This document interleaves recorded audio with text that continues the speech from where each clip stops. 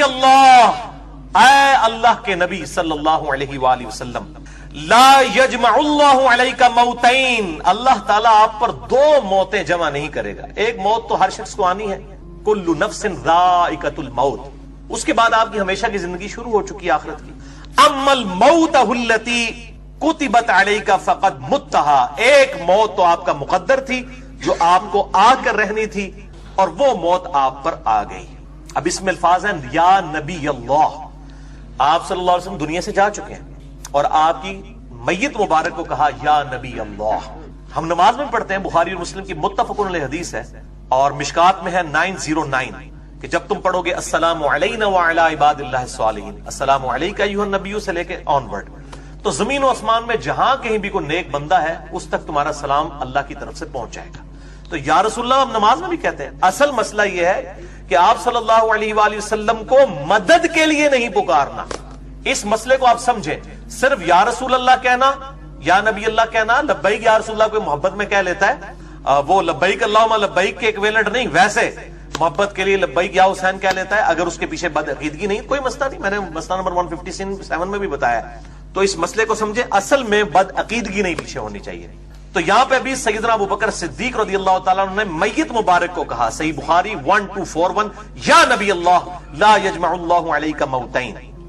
بلکہ المصنف ابن ابی شیبہ میں انٹرنیشنل نمبر کے مطابق 11793 11793 نمبر اثر ہے. یہ اثر الموطا امام مالک میں بھی ہے، فضل الصلاۃ علی النبی میں بھی ہے، السنن الکبریٰ للبیہقی میں بھی موجود ہے کہ عبداللہ بن عمر رضی اللہ تعالیٰ عنہ جب بھی سفر پر جاتے یا واپس آتے پہلے مسجد نبوی میں 2 نفل پڑھتے، پھر قبر رسول پر آ کر عرض کرتے السلام علیک یا رسول اللہ، پھر کہتے السلام علیک یا ابا بکر، اور پھر سیدنا عمر کی قبر پر آ کر کہتے السلام علیک یا عمر. اسی پہ اہل سنت اور اہل تشیع کا اجماع ہے کہ قبر رسول صلی اللہ علیہ وسلم پر السلام علیک یا رسول اللہ آپ جا کر پڑھیں گے. باقی تفصیلات کسی کو چاہیے تو 3 گھنٹے کا میں نے لیکچر پرٹیکولرلی قبر رسول صلی اللہ علیہ وآلہ وسلم کی حاضری سے متعلق فرقہ وارانہ نظریات کا تحقیقی جائزہ، جس میں میں نے امام ابن تیمیہ اور امام علی السبکی دونوں کی ایکسٹریمز کا رد کیا تھا. ایک صوفیوں کے امام ہے، ایک سلفیوں کے امام ہے، اور درمیان کا راستہ بتایا تھا 3 گھنٹے میں، مسئلہ نمبر 54C اور 54D اہل سنت پاک.com پہ. اسی حدیث کی طرف آئیں بخاری میں جس کے 5 طریق میں نے بتائے. سیدنا ابو بکر صدیق رضی اللہ تعالیٰ نے ماتھے پر بوسہ دیا، پھر آپ صلی اللہ علیہ وسلم کی میت مبارک کو کہا یا نبی اللہ، اللہ تعالیٰ آپ پر 2 موتیں جمع نہیں کرے گا. پھر حجرہ مبارک سے باہر نکلے، مسجد نبوی میں آ گئے اور وہاں پہ مجمع لگا ہوا ہے. سیدنا عمر رضی اللہ تعالیٰ کہہ رہے ہیں اللہ کی قسم نبی صلی اللہ علیہ وسلم فوت نہیں ہوئے. باقی حدیث کی کتابوں میں آتا ہے انہوں نے کہا کہ میں قتل کر دوں گا جو یہ بات کرے گا اس کو. سیدنا ابو بکر نے کہا عمر بیٹھ جاؤ، حضرت عمر بیٹھ ہی نہیں رہے. پھر سیدنا ابو بکر ممبر پہ چڑھ گئے. اب سیدنا ابو بکر کا ریگارڈ صحابہ میں سب سے زیادہ تھا. لوگ پہلے حضرت عمر کے کیوں جمع تھے، پھر انہوں نے حضرت عمر کو ان کے حال پہ چھوڑا اور سیدنا ابو بکر صدیق رضی اللہ تعالیٰ عنہ علیہ السلام کی طرف متوجہ ہوئے. اور سیدنا ابو بکر نے پہلا جملہ ہی اتنا سخت بولا، الا آگاہ ہو جاؤ، من کان یعبد محمدا فإن محمد قد مات، جو کوئی محمد صلی اللہ علیہ وآلہ وسلم کی عبادت کرتا تھا، حالانکہ کوئی نہیں کرتا تھا، لیکن توحید is the most sensitive issue in the sight of Allah. توحید کے لیے انہوں نے یہ فرضی بات بھی کر دی. اگر کوئی کرتا تھا بھی تو سن لے کہ محمد صلی اللہ علیہ وسلم کو موت آ گئی ہے. ومن کان یعبد اللہ، اور جو کوئی اللہ کی عبادت کرتا ہے، فإن اللہ حی لا یموت، تو بے شک اللہ زندہ ہے، اسے کبھی موت نہیں آئے گی. پھر انہوں نے آیت پڑھی سورہ آل عمران آیت نمبر 144 جو ہم پہلے کور کر چکے. وما محمد الا رسول قد خلت من قبلہ الرسل، محمد صلی اللہ علیہ وسلم تو نہیں مگر ایک رسول ہی، اگر یہ فوت ہو جائیں یا شہید کر دیے جائیں، مر جائیں یا قتل کر دیے جائیں، تو کیا تم دین سے الٹے قدم پھر جاؤ گے؟ تو جو کوئی دین سے الٹے قدم پھیرے گا وہ اللہ کا کوئی نقصان نہیں کرے گا. تم نے ہمارے نبی پہ احسان نہیں کیا، انہوں نے احسان کیا تھا، اور اللہ تعالیٰ ثابت قدم رہنے والے شاکرین کو جزا دے گا. یہ آیت جو ہے پرٹیکولرلی غزوہ احد کے موقع پر آپ صلی اللہ علیہ وآلہ وسلم کی جب شہادت کی خبر افواہ پھیل گئی اس موقع کے اوپر نازل ہوئی تھی. اور صحابہ کے الفاظ ہیں صحیح بخاری میں کہ ہمیں لگا کہ آیات ابھی نازل ہوئی ہیں، ہے ہی اس موقع کے لیے تھی. اور دوسری آیت تلاوت کی سورہ الزمر آیت نمبر 30، انک میت وانہم میتون، اے نبی صلی اللہ علیہ وآلہ وسلم بے شک آپ کو بھی موت آنی ہے اور آپ کے مخالفین کو بھی موت آنی ہے. اور یہ 2 آیات، اس سے یہ بات پتہ چلی کہ ابو بکر الصدیق رضی اللہ تعالیٰ عنہ علیہ السلام کی سنت ہے کہ اپنی بات کی دلیل میں قرآن کی آیت پیش کرنا. ادھر کہتے ہیں یہ بڑے بڑے بزرگ پاگل ہیں جو یہ بات کر گئے.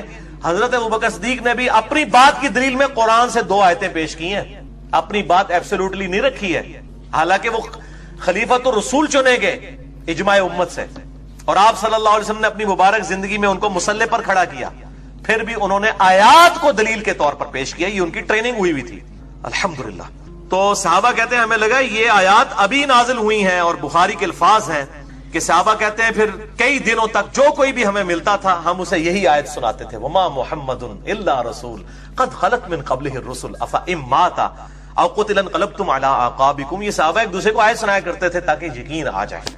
تو یہ صحابہ کرام علیہم رضوان آپ صلی اللہ علیہ وسلم کی وفات کے بعد یہ معاملات کرتے رہے. آپ کی وفات سوموار والے دن ہوئی چاشت کے وقت, سوموار پورا دن, سوموار کی پوری رات, منگل پورا دن, منگل کی پوری رات, بدھ کا پورا دن, اور بدھ کی رات کو آپ صلی اللہ علیہ وآلہ وسلم کو دفن کیا گیا. ظاہر ہے 1 لاکھ سے زیادہ لوگوں نے جنازہ پڑھنا تھا, تو 3 دن تک آپ صلی اللہ علیہ وسلم کا جسم مبارک باہر رہا الحمدللہ.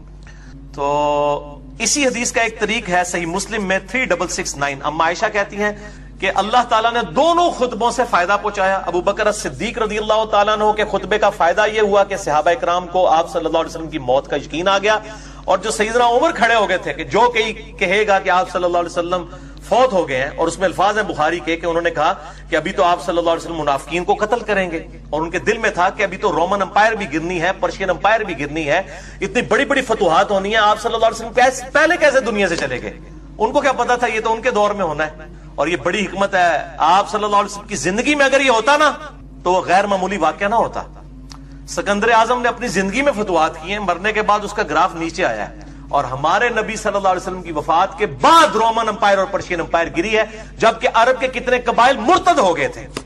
یہ نبی کا معجزہ ہے کہ اللہ تعالیٰ نے والذی ارسل رسولہ بالہدی ودین الحق لیظہرہ علی الدین کلہ, وہی اللہ ہے جس نے الہدی یعنی قرآن اور دین حق کے ساتھ نبی صلی اللہ علیہ وسلم کو مبعوث کیا تاکہ اس دین کو باقی ادیان پر غالب کر دے, خواہ کافر اور مشرک اس کا برا مان جائے. یہ غالب کیا ہے آپ صلی اللہ علیہ وسلم کی زندگی میں نہیں, سیدنا عمر کے دور میں جا کے قادسیہ کے اندر جو ہے وہ پرشین امپائر بھی ٹوٹ گئی, ٹکڑے ٹکڑے ہو گئی, اور جنگ یرموک میں رومن امپائر نے بھی گھٹنے ٹیک دیے.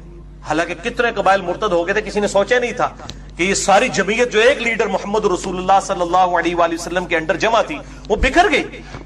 اور یہی ہے جن کے بارے میں بخاری و مسلم میں حدیث ہے, میرے حوض کوثر پہ کچھ اصحاب لائے جائیں گے, الفاظ ہے اصحاب ہوں گے, میرے صحابہ ہوں گے, میں کہوں گا اصحابی اصحابی, یہ تو میرے صحابہ ہیں, میرے صحابہ ہیں. مجھے کہا جائے گا کہ انہوں نے آپ کے دین کو بدل دیا آپ کے بعد, آپ کو نہیں پتا یا رسول اللہ. آپ کہتے ہیں میں پھر کہوں گا سحقن سحقن لمن غیر بعدی, سحقن سحقن لمن بدل بعدی, ان پہ پھٹکار ہو, ان کو مجھ سے دور کر دو جنہوں نے میری وفات کے بعد میرے دین کو بدل دیا. یہ بخاری و مسلم دونوں میں, میں نے پورا لیکچر ریکارڈ کروایا, مسئلہ نمبر 96, عظمت صحابہ, رد المنافقین اور سنی شیعہ کے اختلاف کا تحقیقی جائزہ. جو آپ صلی اللہ علیہ وسلم کی زندگی میں مسلمان تھے اور ابو بکر الصدیق رضی اللہ تعالیٰ عنہ علیہ السلام کے خلاف کھڑے ہو گئے, مرتد ہو گئے, ان کے خلاف جنگ کی گئی, تو ظاہر مرتد وہی ہوتا ہے جو پہلے مسلمان تھا, وہ اصحاب تھے, قانوناً اصحاب تھے, بعد میں وہ مرتد ہو گئے. تو یہ میرے بھائیوں بہت کریٹیکل حدیث ہے. اور اما عائشہ کہتی ہیں کہ ابو بکر صدیق کے خطبے کا بھی فائدہ ہوا, اور سیدنا عمر کے خطبے کا فائدہ یہ ہوا کہ منافقین وہاں پر دب گئے حضرت عمر کے روب کی وجہ سے. دونوں خطبوں سے اللہ نے نفع پہنچایا. باقی سقیفہ بنی ساعدہ میں کیا ہوا وہ مسئلہ نمبر 55B دیکھ لیں. وصی رسول کون ہے صلی اللہ علیہ وآلہ وسلم, اور حدیث قرطاس کا تحقیقی جائزہ. اب میرے بھائیوں 13ویں حدیث انتہائی ڈیٹیلڈ حدیث ہے, کریٹیکل حدیث ہے, ورڈ بائی ورڈ میں بیان کروں گا. یہ سب سے کریٹیکل حدیث ہے. اس حدیث کے انشاءاللہ 15-20 منٹ کے بعد پھر یہ لیکچر ہمارا کنکلوڈ ہو جائے گا. یہ حدیث ورڈ بائی ورڈ میں نے بیان کرنی ہے کیونکہ یہ کریٹیکل حدیث ہے. سیدنا سالم بن عبید جو اصحاب صفا میں سے تھے بیان کرتے ہیں کہ رسول اللہ صلی اللہ علیہ وسلم کی بیماری میں آپ صلی اللہ علیہ وآلہ وسلم پر غشی طاری ہوئی. جب افاقہ ہوا تو آپ صلی اللہ علیہ وسلم نے پوچھا کیا نماز کا وقت ہے؟ لوگوں نے کہا جی ہاں. تو آپ صلی اللہ علیہ وسلم نے فرمایا بلال کو کہو وہ اذان دے اور ابو بکر کو کہو کہ وہ نماز پڑھائیں. پھر آپ صلی اللہ علیہ وسلم پر دوبارہ غشی طاری ہو گئی. جب افاقہ ہوا تو آپ صلی اللہ علیہ وسلم نے فرمایا کیا نماز کا وقت ہو گیا؟ لوگوں نے عرض کی, ازواج مطہرات نے کہا جی ہاں. آپ صلی اللہ علیہ وسلم نے فرمایا بلال کو کہو اذان دیں اور ابو بکر کو کہو نماز پڑھائیں. سیدہ عائشہ نے کہا یا رسول اللہ میرا باپ ابو بکر بڑے رقیق القلب ہیں، وہ آپ کی جگہ جب مصلی پہ کھڑا ہوں گے تو وہ اس کو برداشت نہیں کر سکیں گے، نماز نہیں پڑھا سکیں گے، روئیں گے کہ یہ دن بھی ہم نے دیکھنا تھا۔ تو آپ صلی اللہ علیہ وسلم کسی اور کی ڈیوٹی لگاتے ہیں، تو آپ صلی اللہ علیہ وسلم کو غصہ آیا، آپ نے فرمایا اپنی بیویوں سے تم ان عورتوں کی طرح ہو جو یوسف کو دیکھنے کے لیے جمع ہوئی تھی۔ دیکھیں اتنا آپ کو غصہ آیا اپنی بیویوں پہ کہ میں جب کہہ رہا ہوں تو پھر تم لوگ یہ آگے سے آرگومنٹ کیوں کر رہی ہو؟ ابو بکر کو کہو نماز پڑھائے۔ پھر آپ صلی اللہ علیہ وآلہ وسلم نے دوبارہ کہا بلال کو کہو اذان دیں، ابو بکر کو کہو نماز پڑھائیں۔ پھر سیدنا بلال کو اذان کہنے کا کہا گیا اور سیدنا ابو بکر صدیق رضی اللہ تعالیٰ عنہ علیہ السلام نے نماز پڑھائی۔ جب جماعت کھڑی ہو گئی تو آپ صلی اللہ علیہ وسلم نے فرمایا کیا جماعت کھڑی ہو گئی ہے؟ ازواج مطہرات رضی اللہ عنہن وعلیہم السلام نے کہا جی ہاں۔ تو آپ صلی اللہ علیہ وسلم نے فرمایا میرے لیے کوئی ایسا آدمی دیکھو جس کا سہارا لے کر میں جا سکوں۔ پھر سیدنا بریرہ رضی اللہ تعالیٰ عنہ اور ایک اور شخص سیدنا علی بن ابی طالب رضی اللہ تعالیٰ عنہ، دوسری روایتوں میں آتا ہے، ان کے سہارے سے آپ صلی اللہ علیہ وسلم جو ہے وہ تشریف لے گئے مسجد میں۔ سیدنا ابو بکر صدیق کو دیکھا کہ وہ صحابہ کو نماز پڑھا رہے ہیں تو آپ صلی اللہ علیہ وسلم ان کی جانب آگے بیٹھ گئے۔ سیدنا ابو بکر یہ دیکھ کر مصلی سے پیچھے ہٹے، آپ صلی اللہ علیہ وسلم نے ان کو روک دیا یہاں تک کہ نماز سے فارغ ہو گئے۔ آپ صلی اللہ علیہ وسلم نے ان کے پیچھے نماز نہیں پڑھی، نماز صرف ایک شخص کے پیچھے ہی آپ نے پڑھی ہے، عبد الرحمن بن عوف رضی اللہ تعالیٰ عنہ، وہ صحیح مسلم میں حدیث ہے۔ اس روئے عرض پہ اور کوئی شخص ایسا نہیں جس کے پیچھے آپ صلی اللہ علیہ وسلم نے کبھی نماز پڑھی ہو یا کسی نبی نے کسی امتی کے پیچھے پڑھی ہو سوائے عبد الرحمن بن عوف کے، صحیح مسلم میں حدیث موجود ہے۔ پھر جب نبی صلی اللہ علیہ وسلم اس دنیا سے رخصت ہو گئے تو سیدنا عمر نے فرمایا میں کسی شخص کو نہ دیکھوں کہ وہ یہ کہے کہ رسول اللہ فوت ہو گئے، میں اپنی تلوار سے اسے قتل کر دوں گا۔ یہ بخاری میں الفاظ نہیں تھے، یہ سنن نسائی الکبریٰ میں۔ اس پہ لوگ خاموش ہو گئے کیونکہ وہ ان پڑھ قوم تھی، اس سے پہلے ان میں کوئی نبی مبعوث ہی نہیں ہوا تھا، اس لیے ان کو یہ تجربہ نہیں تھا کہ نبی بھی فوت ہو سکتا ہے۔ لوگوں نے کہا اے سالم، نبی صلی اللہ علیہ وسلم کے صحابی ابو بکر کو بلاؤ۔ میں ان کی طرف نکلا، میں نے مسجد میں ان کو پایا، انہوں نے فرمایا کیا رسول اللہ وفات پا چکے صلی اللہ علیہ وسلم؟ میں نے کہا کہ سیدنا عمر ابن خطاب کہہ رہے ہیں کہ میں کسی کو یہ کہتے ہوئے نہ سنوں کہ رسول اللہ فوت ہو گئے ورنہ میں اسے قتل کر دوں گا صلی اللہ علیہ وآلہ وسلم رضی اللہ تعالیٰ عنہ وعلیہ السلام۔ انہوں نے میری کلائی پکڑی اور چل پڑے یہاں تک کہ آپ صلی اللہ علیہ وسلم کی میت مبارک کے پاس گئے، آپ صلی اللہ علیہ وسلم پر جھکے، آپ صلی اللہ علیہ وسلم کے رخ انور کو چھوا اور بوسہ دیا، یہاں تک کہ انہیں یقین ہو گیا کہ آپ صلی اللہ علیہ وآلہ وسلم دنیا سے تشریف لے جا چکے ہیں۔ پھر سیدنا ابو بکر صدیق نے وہاں آیت تلاوت کی، سورہ الزمر آیت نمبر 30، انک میت وانہم میتون، اے نبی آپ کو بھی مرنا ہے اور آپ کے مخالفین کو بھی مرنا ہے۔ صحابہ کرام نے پوچھا اے رسول اللہ صلی اللہ علیہ وسلم کے ساتھی، اے یار غار سیدنا ابو بکر صدیق رضی اللہ تعالیٰ عنہ علیہ السلام، کیا رسول اللہ فوت ہو گئے ہیں صلی اللہ علیہ وآلہ وسلم؟ انہوں نے کہا ہاں۔ تو لوگوں نے جان لیا کہ صحیح بات یہی ہے۔ پھر صحابہ کرام نے پوچھا اے اللہ کے رسول صلی اللہ علیہ وسلم کے ساتھی، کیا رسول اللہ صلی اللہ علیہ وسلم کی نماز جنازہ بھی ادا کی جائے گی؟ کیونکہ بعض لوگوں نے کہنا جنازہ کوئی نہیں ہوا، تو سیدنا ابو بکر صدیق نے کہا جی ہاں۔ پھر صحابہ نے پوچھا ہم آپ کی نماز جنازہ کیسے ادا کریں؟ انہوں نے فرمایا لوگ اندر حجرے میں داخل ہوں، تکبیرات پڑھیں اور دعا کریں، پھر وہ باہر آ جائیں، پھر دوسرے لوگ جائیں، یعنی گروہ در گروہ داخل ہوں، امام کوئی نہیں ہوگا۔ یہ میں انشاءاللہ بتا بھی دیتا ہوں امام شافعی کا قول اس کانٹیکسٹ میں۔ صحیح بخاری میں 4 تکبیرات بھی ثابت ہیں میت کے اوپر، اور صحیح مسلم میں 5 تکبیرات بھی، دونوں سنت ہیں۔ اہل تشیع صرف 5 تکبیرات والی سنت پہ عمل کرتے ہیں، اہل سنت 4 والی پہ بھی کرتے ہیں، اور شیخ زبیر علی رحمہ اللہ تعالیٰ کے جنازے پر 5 تکبیرات کہی گئی، اور ہر تکبیر کے ساتھ رفع الیدین بھی کرنا ہے، اور سلام آخر میں ایک طرف ہی پھیرنا ہے، دائیں طرف۔ بلند آواز سے بھی جنازہ ثابت ہے، لیکن عمومی عمل آہستہ آواز کے ساتھ ہے، سرن۔ تو انشاءاللہ موقع ملا، ویسے تو میں نے بتا دیا، نماز جنازہ کے اوپر ریسرچ پیپر اہل سنت پاک.com پر رکھا بھی ہوا ہے۔ صحابہ کرام نے پوچھا اے اللہ کے رسول صلی اللہ علیہ وسلم کے ساتھی، کیا رسول اللہ صلی اللہ علیہ وسلم کو دفن بھی کیا جائے گا؟ انہوں نے کہا ہاں۔ صحابہ نے پوچھا کہاں تدفین ہوگی؟ انہوں نے کہا جس جگہ پر رسول اللہ صلی اللہ علیہ وسلم کی روح کو اللہ نے قبض فرمایا ہے، یعنی وہ چارپائی مبارک، وہاں پر اس چارپائی کے نیچے قبر کھودو، کیونکہ بلا شبہ رسول اللہ صلی اللہ علیہ وسلم کی روح کو پاکیزہ مکان میں قبض کیا گیا۔ تو لوگوں نے جان لیا کہ صحیح بات یہی ہے۔ اس کے بعد سقیفہ بنی ساعدہ والا چکر ہوا، ابو بکر و عمر وہاں پہ چلے گئے، مسئلہ نمبر 55B میرا دیکھ لیں، وصی رسول کون ہے اور حدیث قرطاس کا تحقیقی جائزہ، وہ ڈیٹیل طلب ہے۔ اور یہ جو رافضیوں کی طرف سے کہا جاتا ہے کہ نبی صلی اللہ علیہ وسلم کے جنازے میں ابو بکر و عمر شریک نہیں ہوا، بالکل جھوٹ ہے۔ کہتے ہیں میت چھوڑ کے چلے گئے تھے ان کو کفن و دفن اور غسل بھی نہیں دیا تو وہ ابوبکر نے دینا بھی نہیں تھا، وہ تو اہل بیت نے دینا تھا. سیدنا ابوبکر نے خود بھی کہا کہ اہل بیت دیں. مولا علی علیہ السلام اور سیدنا فضل ابن عباس رضی اللہ تعالیٰ عنہ علیہ السلام نے غسل دیا تھا. تو ظاہر ڈیوٹیز بانٹی ہوئی تھی. وہاں پر فتنہ ثقیفہ بنی ساعدہ میں کھڑا ہونے لگا تھا. تو یہ ایک ڈیٹیل طلب لیکچر ہے 55B مسئلہ نمبر، آپ دیکھ لیں تو آپ کو انشاءاللہ پتہ چل جائے گا. اسی حدیث سنن نسائی الکبریٰ کی اس کا ایک طریق شمائل ترمذی میں ہے 397. یہ بھی شیخ زبیر زئی رحمہ اللہ تعالیٰ کی تحکیم کے ساتھ شمائل ترمذی چھپ چکی ہے. 417 احادیث ہیں 417. اس میں 397 نمبر ہے کہ لوگوں نے پوچھا رسول اللہ صلی اللہ علیہ وسلم کے ساتھی یہ بتائیے کہ آپ صلی اللہ علیہ وسلم کی نماز جنازہ کس طرح ادا کی جائے گی؟ تو ابو بکر صدیق رضی اللہ تعالیٰ عنہ نے کہا کہ لوگ حجرے میں داخل ہوں گے، تکبیرات پڑھیں گے، درود پڑھیں گے اور دعا کریں گے. یہی ہوتا ہے، تکبیر کہی جاتی ہے، اس کے بعد دوسری تکبیر کے بعد درود، پہلی تکبیر کے بعد سورۃ الفاتحہ، پھر دوسری کے بعد درود اور تیسری میں پھر جو ہے وہ دعا مانگی جاتی ہے. ثنا ثابت نہیں، پہلی تکبیر کے بعد سورہ فاتحہ اور سورت ملانا ثابت ہے. پھر وہ باہر آ جائیں گے، اسی طریقے سے باقی لوگ بھی داخل ہوں گے. اسی لیے تو 3 دن لگ گئے نا جی. منڈے کو چاشت کے وقت صبح کے وقت ڈیتھ ہوئی اور بدھ کی رات کو آپ صلی اللہ علیہ وآلہ وسلم کو دفنایا گیا. اسی کانٹیکسٹ میں امام شافعی کا قول ہے صحیح سند کے ساتھ سنن الکبریٰ البیہقی میں 6698 نمبر ہے، جلد 4 اور پیج 30 پہ. ابن عباس کہتے ہیں سب سے پہلے مردوں نے جنازہ پڑھا، جوک در جوک کافلوں کی شکل میں اندر گئے اور دوسری طرف سے باہر نکلے. اس کے بعد عورتوں نے جنازہ پڑھا، اس کے بعد بچوں نے جنازہ پڑھا. اور اس کے ساتھ امام بیہقی نے امام شافعی کا قول صحیح سند سے نقل کیا ہے اسی نمبرنگ کے اندر کہ وہ کہتے ہیں کہ صحابہ کرام یہ نہیں چاہتے تھے کہ نبی صلی اللہ علیہ وسلم کے جنازے کی نماز کا کوئی امام بنے، کیونکہ وہ آپ صلی اللہ علیہ وسلم کی عظمت کا اظہار چاہتے تھے کہ آپ کی میت کی موجودگی میں بھی کوئی شخص مصلی امامت پہ کھڑا نہ ہو.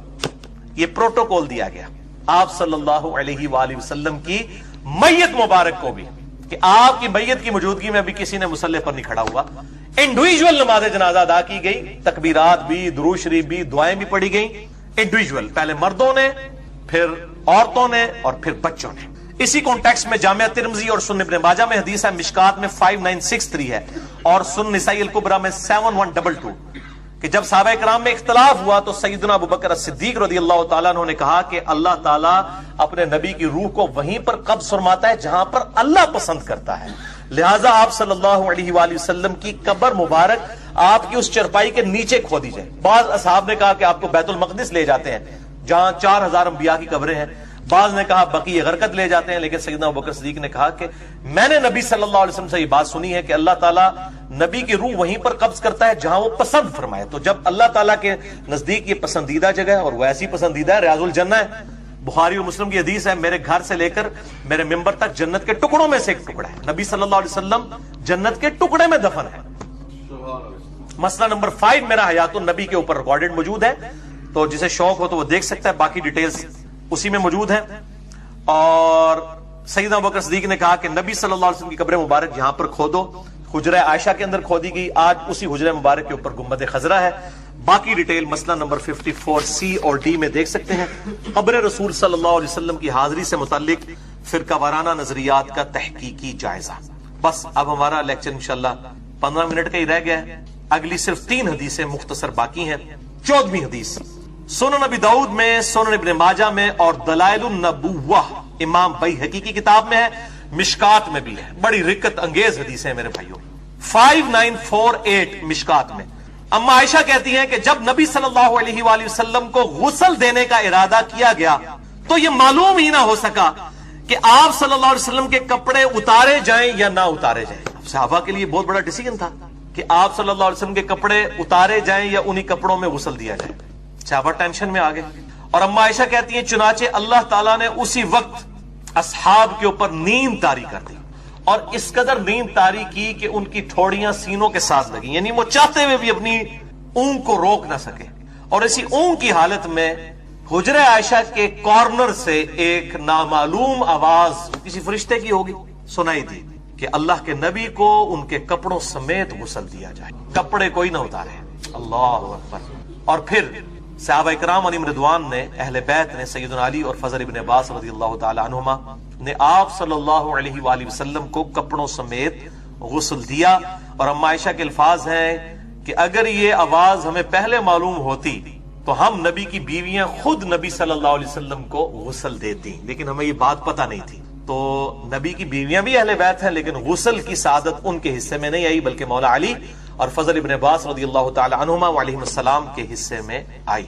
میں آپ کو بتا رہا ہوں کہ اب غیر مسلم بڑے کرٹیکلی آپ کی چیزوں کو دیکھ لیں. ابھی تو اللہ کا شکر ہے کہ ان کو اردو نہیں آتی اور آپ کو انگریزی نہیں آتی، ورنہ بہت بڑی ازمائش. ورنہ تو میں تو ہفتے بعد لیکچر نہیں، روزانہ ایک لیکچر ریکارڈ کرانا پڑتا. نہیں سر، اسلام یہ نہیں کہتا، یہ مولوی کہتا ہے. اسلام اور مولوی کو الگ کرنے کے لیے روزانہ لیکچر بنانے پڑتے ہیں. اور انگریزی سیکھیو بھی نہ ہے، گوریاں دی زبان ہے، کافراں دی نہ سیکھنا. ہاں یہ صحیح مسلم میں ایک حدیث ہے، منع نہیں کیا تھا.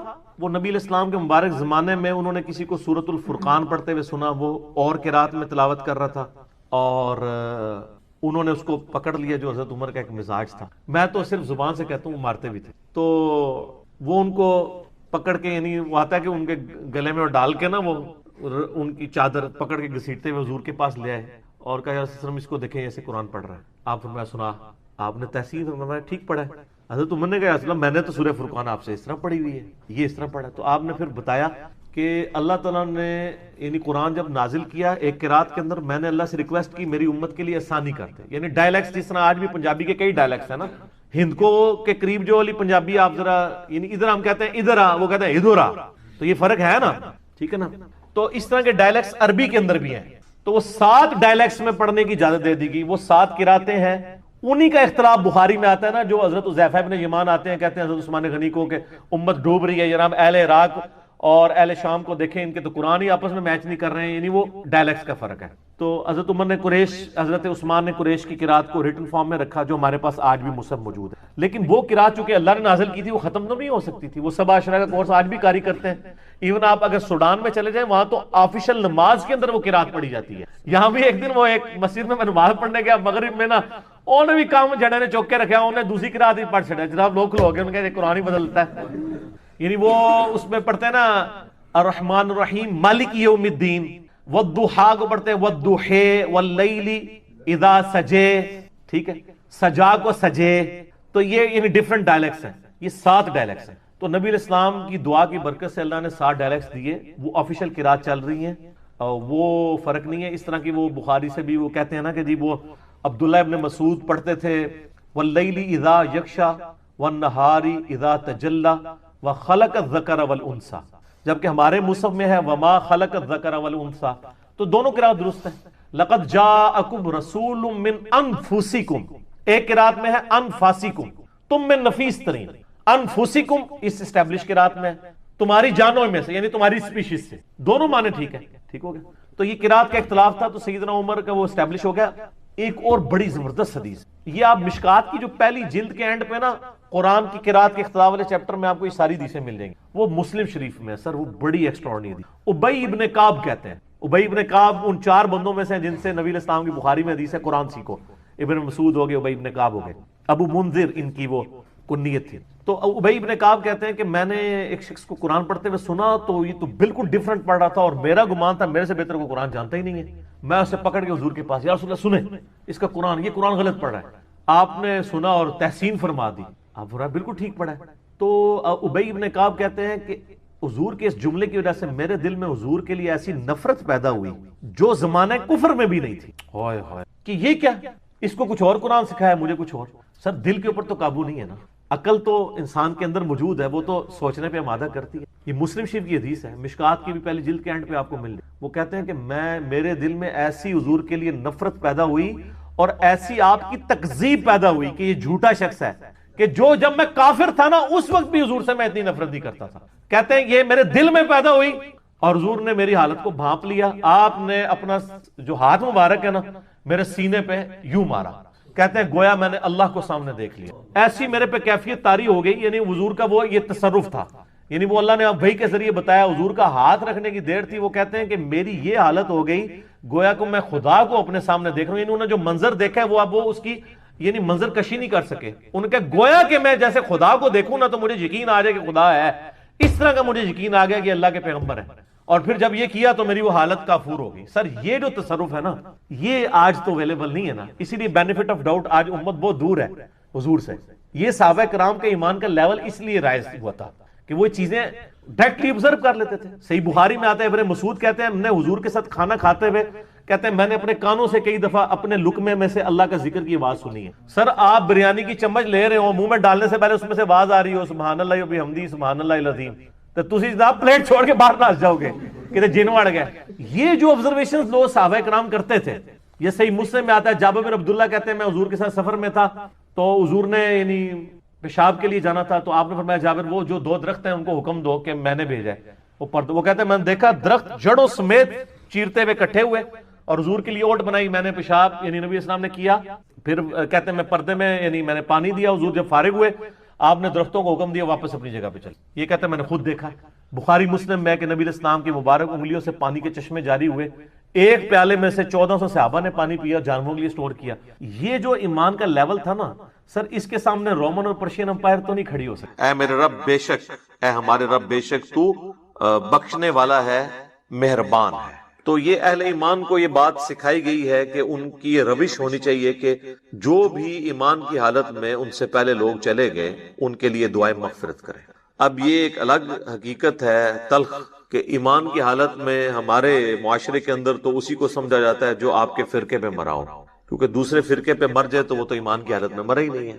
تو اب یہ ایک تلخ حقیقت ہے. اور اسی وجہ سے آپ دیکھتے ہیں کہ جب ایک مکتب فکر کے لوگ دوسرے مکتب فکر کا جنازہ پڑھ لیتے ہیں تو پھر بعد میں ان کے علماء فتویٰ دیتے ہیں کہ بھئی آپ کا تو نکاح ہی ٹوٹ چکا ہے, آپ نکاح بھی دوبارہ کروائیں اور تجدید ایمان بھی کروائیں. اور اس قسم کی کئی ایک فنی ویڈیوز جو اوریجنل ویڈیوز ہیں, اسلام کا مذاق اڑانے والی, مسلمانوں کی وجہ سے جو ویڈیوز بنی ہیں وہ معاشرے کے اندر عام ہیں, وہ آپ نے اکثر اوقات دیکھی ہوں گی. اب میرے بھائیو یہ جو دعا کا معاملہ ہے یہ اللہ تعالیٰ نے ایسا اوبلیگیٹری رکھا ہے کہ ہماری جو اسلام کی بیسک ٹیچنگز ہیں ان کے اندر اس کو ایک ضروریات دین کے طور پر اللہ تعالیٰ نے ان چیزوں کو جاری فرما دیا. جیسا کہ صحیح بخاری اور صحیح مسلم کی متفق علیہ حدیث ہے کہ اللہ کے محبوب صلی اللہ علیہ وآلہ وسلم نے فرمایا کہ ایک مسلمان کے دوسرے مسلمان پہ 5 حقوق ہیں. جب وہ اس سے ملے تو اسے سلام کرے, یہ پہلا حق ہے. دوسرا حق جب وہ بیمار ہو جائے اس کی عیادت کرے. تیسرا حق جب وہ مر جائے تو اس کی نماز جنازہ پڑھے. تو ظاہر ہے نماز جنازہ میں دعا مانگے گا مرے ہوئے کے لیے. چوتھا حق جب وہ دعوت دے تو اس کی دعوت کو قبول کرے.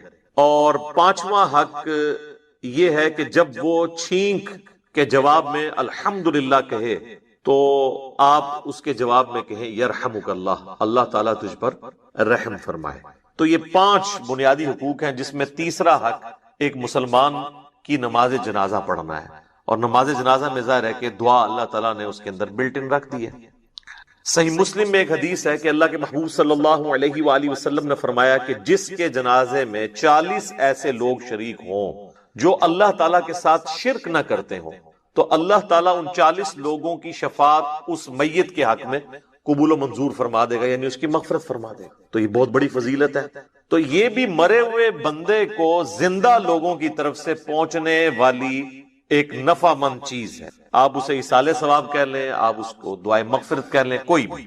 نماز جنازہ میں ہم جو دعا مانگتے ہیں ویسے تو کئی ایک دعائیں رپورٹ ہوئی ہیں. سب سے مشہور دعا وہ ہے جو جامعہ ترمذی کے اندر ہے, سنن نبی داؤد کے اندر ہے, سنن ابن ماجہ کے اندر ہے اور مشکات المصابی کے اندر بھی موجود ہے. اللہم اغفر لی حینا و میتنا, اے اللہ ہمارے جتنے زندہ ہیں ان کی بھی مغفرت فرما اور جو مر چکے ان کی بھی مغفرت فرما. اللہم اغفر لی حینا و میتنا و شاہدنا و غائبنا, اور جتنے یہاں پہ موجود ہیں ان کی بھی اور جو یہاں پر موجود نہیں ان کی بھی. وصغیرنا و کبیرنا, اور جتنے ہمارے چھوٹے ہیں اور جتنے ہمارے بڑے ہیں. وذکرنا و انثانا, اور جتنے مرد ہیں اور جتنی عورتیں ہیں. اللہم من احییتہ منا فاحیہ علی الاسلام, اے اللہ جب تک تو ہمیں زندہ رکھے تو اسلام پر زندہ رکھنا. ومن توفیتہ منا فتوفہ علی الایمان, اور جب ہمیں موت آئے تو ایمان کی حالت میں موت آئے. آمین. اچھا مزے کی بات دیکھیں کہ اس میں میت کا ذکر صرف ایک دفعہ ہے, باقی سب زندوں کے لیے دعائیں ہیں. اور یہ جو جنازے کی ایکٹیویٹی بیسیکلی رکھی اس لیے گئی ہے کہ ایک تو آپ اپنے مسلمان بھائی کا حق پورا کریں گے اور دوسرا آپ وہاں پہ جا کے اپنی موت کو یاد کریں, نہ کہ وہاں پہ بھی جا کے آپ واٹس ایپ میسیجز دیکھ رہے ہوں, آپ دیکھ رہے ہیں کہ میت کو دفنایا جا رہا ہوتا ہے اور لوگوں کے فون بج رہے ہوتے ہیں. کئی لوگ تو یعنی میت کو دفنانے کے لیے قبر میں اترے ہوتے ہیں نا، تو ان کے بھی فون وہاں پہ بج رہے ہوتے ہیں. یعنی یہ ہماری کمٹمنٹ کا لیول ہے آخرت کے ساتھ اور دنیا کے ساتھ. یہ آپ کمپیریزن کر سکتے. پھر اس سے اگلا ورژن ہے، سنن ابی داؤد میں حدیث ہے کہ جب اپنے بھائی کو دفنا چکو تو اس کی قبر پر کھڑے ہو کر اس کے قبر میں سوالات کی استقامت کے لیے دعا کرو. یہ نبی الاسلام نے حکم دیا. ایک تو ویسے ہمارے یہاں پہ عموماً لوگ نماز جنازہ کے بعد دعا مانگنا شروع کر، تو وہ تو کوئی ثابت نہیں ہے. وہ جس سنن ابی داؤد یا سنن نسائی کی حدیث کا سہارا لیتے ہیں وہ تو الفاظ ہی کچھ اور ہیں. وہ یہ کہ جب اپنے بھائی کے لیے جنازہ پڑھو تو خلوص سے اس کے لیے دعا مانگو. تو وہ یہ کہتے ہیں کہ جنازہ پڑھنے کے بعد مانگو، حالانکہ اس چیپٹر کی آپ ہیڈنگ دیکھ لیں، وہ جنازے کے اندر پڑھے جانے والی دعاؤں کا ذکر ہو رہا ہے. اور یہاں پہ کیا ہوتا ہے کہ ہمارے جو حنفی بھائی ہیں بریلوی اور دیوبندی، ان کا جنازہ تو 1 منٹ کا بھی مشکل سے ہوتا ہے، اور بعد میں دعا جو ہے وہ 5 سے 10 منٹ کی ہو رہی ہوتی ہے. دیوبندی نہیں مانگتے، اور ان سے پوچھیں کیوں نہیں مانگتے، وہ کہتے ہیں ثابت نہیں ہے. اور جب ان سے یہ پوچھیں کہ یہ جو فرض نماز کے بعد آپ اجتماعی دعا کرتے ہیں، ویسے تو اکیلے جو مرضی آپ کریں، یہ کہاں سے ثابت ہے؟ وہ کہتے ہیں یہ علماء نے جاری کی ہے تاکہ امت سے دعا اٹھ نہ جائے. تو کیا صرف دیوبندی علماء کو یہ حق حاصل ہے کہ وہ دین میں چیزیں خود سے انجیکٹ کریں گے؟ بریلویوں کو کوئی حق حاصل نہیں ہے. حقیقتاً تو دونوں کو کوئی حق حاصل نہیں. یہ دونوں نے ہی دین کے اندر اپنی طرف سے چیزیں داخل کر دی. اصل دعا جو ہے وہ قبرستان میں دفنانے کے بعد آپ نے قبر کے اوپر کھڑے ہو کر کرنی ہے. دفنانے کے دوران بھی ہے، صحیح سند کے ساتھ. مشکات المصابیح کے اندر موجود ہے، کتب ستہ میں سے یہ ابو داؤد ہے، یہ ترمذی کے ریفرنس ہے کہ آپ نے دفناتے ہوئے یعنی 3 مٹھیاں کم از کم مٹی کی بھر کے ڈالنی ہے قبر کے اوپر. بسم اللہ وعلی ملت رسول اللہ، اللہ کے نام سے شروع کرتا ہوں اور رسول اللہ کی ملت کے اوپر. تو یہ آپ نے پڑھ کے اس کے اوپر ڈالنی. پھر دفنانے کے بعد جب آپ نے دعا مانگنی ہے تو ظاہر ہاتھ اٹھا کے مانگنی ہے. یہ بعض لوگوں کو ایک مسئلہ ہو جاتا ہے کہ شاید قبر پہ اگر ہاتھ اٹھا کے دعا مانگی تو یہ کوئی شرک ہو جائے گا. شرک تو تب ہوگا جب آپ مردے سے مانگ رہے ہوں گے، آپ اللہ سے مانگ رہے ہیں. صحیح مسلم میں اوپر تلے کئی احادیث ہیں کہ نبی الاسلام نے بقیع غرقد قبرستان میں جا کر 3 دفعہ دعا کی ہاتھ اٹھا کر، اور 3 دفعہ پھر ہاتھوں کو واپس لے. تو یہ تو سنت ہے، اس میں کوئی حرج نہیں ہے. قبرستان میں بھی آپ ہاتھ اٹھا کے دعا کر سکتے ہیں. پھر قبرستان میں دفنانے کے بعد میت کے لیے دعا کرنا، اور پھر قبر کے اوپر اتنی دیر بیٹھنا کہ جتنی دیر ایک اونٹ کو نحر کر کے اس کا گوشت تقسیم کیا جائے. تو یہ صحیح مسلم کے اندر حضرت عمر ابن عاص کی وصیت ہے. انہوں نے اپنے بیٹے کو وصیت کی تھی کہ جب میں مر جاؤں میری قبر پہ اتنی دیر بیٹھے رہنا کہ جتنی دیر ایک اونٹ کو نہر کر کے اس کا گوشت تقسیم کیا جاتا ہے، یعنی 2 سے 2.5 گھنٹے، تاکہ میں اپنی قبر کے ساتھ مانوس ہوں، اور تاکہ میں یہ جان لوں کہ میں نے اپنے رب کے آئے ہوئے فرشتوں کو کیا جواب دینا ہے. اب وہ اس لفظ کو بھی لوگ پکڑتے ہیں، وہ کہتے ہیں جان لوں کا مطلب یہ ہے کہ وہ باہر سے کوئی آواز لگائے گا. تو اگر آواز ہی لگانی ہوتی تو حضرت عمر ابن عاص اپنے بیٹوں کو کہہ دیتے کہ تم نے جو ہے نا میری قبر پہ کھڑے ہو کے اذان دے دینی ہے تاکہ مجھے پتہ چل جائے. یہاں پہ لوگ دیتے ہیں نا اذان، پوچھے کہاں لکھی ہے، وہ کہتے ہیں منع کہاں ہے. تو اس اعتبار سے تو آپ دین میں جو مرضی داخل کر لیں. وہ تو میرے بھائی جنازے کی بھی اذان منع تو کہیں پہ نہیں ہے. ہم کیوں نہیں دیتے کہ نبی الاسلام نے نہیں دی. عیدین کی اذان نہیں ہوتی، منع تو کوئی نہیں ہے. وہ کہتے ہیں نہیں جی وہ بخاری مسلم میں حدیث ہے کہ نبی علیہ السلام عید کی اذان نہیں دیا کرتے تھے. سر یہ حدیث تو آپ کے کام کی نہیں ہے. آپ نے حدیث یہ دکھانی ہے کہ نبی علیہ السلام عید کی اذان سے منع فرمایا کرتے، نہیں دیا کرتے تھے. وہ آپ نہ بھی بتائیں، ہمیں پتا ہے کہ نہیں دیا کرتے تھے. نہیں تو بہت سارے کام بھی نہیں کیا کرتے تھے. نبی علیہ السلام کی 3 بیٹیاں آپ کی مبارک زندگی میں فوت ہوئی ہیں، آپ نے ان کو اپنے ہاتھوں سے دفنایا، آپ نے کسی کا تیجا 40واں نہیں کیا. جب ہم پوچھتے ہیں کہ وہ کہتے ہیں جی وہ منع تو کوئی نہیں نہ کیا. تو منع والا معاملہ یہ ہے میرے بھائی کہ جو کام دین کے اندر نہیں نبی علیہ السلام نے تعلیم فرمایا وہ انڈرسٹوڈ منع ہی تصور کیا. یہ ایک سینسٹیو ٹاپک ہے، میں اس کو اینڈ کے اوپر کنکلوڈ کروں گا. میں موضوع کو تلخ نہیں کرنا چاہتا اس طرف گفتگو لے جا کر. تو بہرحال آپ نے حضرت عمر بن عاص کی جو صحیح مسلم کی حدیث ہے اس میں ان کی وصیت یہ ہے کہ آپ نے بیٹھنا ہے قبر پہ اتنی دیر، یعنی قبر کے ایگزیکٹ اوپر نہیں بیٹھنا، یعنی پاس بیٹھنا ہے. وہاں بیٹھ کے اللہ کا ذکر کریں، جو مرضی آپ کریں. تو اللہ تعالیٰ ذکر کی برکت سے مردے کے لیے، آپ کی دعاؤں کی برکت سے اس کے لیے آسانی پیدا کر دے گا. اور ظاہر ہے کہ یہ بھی اللہ کی مرضی ہے، زبردستی تو اللہ تعالیٰ کو کسی کی دعاؤں سے نہیں لگائی جا سکتی. وَلِعَاذُ بِاللَّهِ تَعَالَى.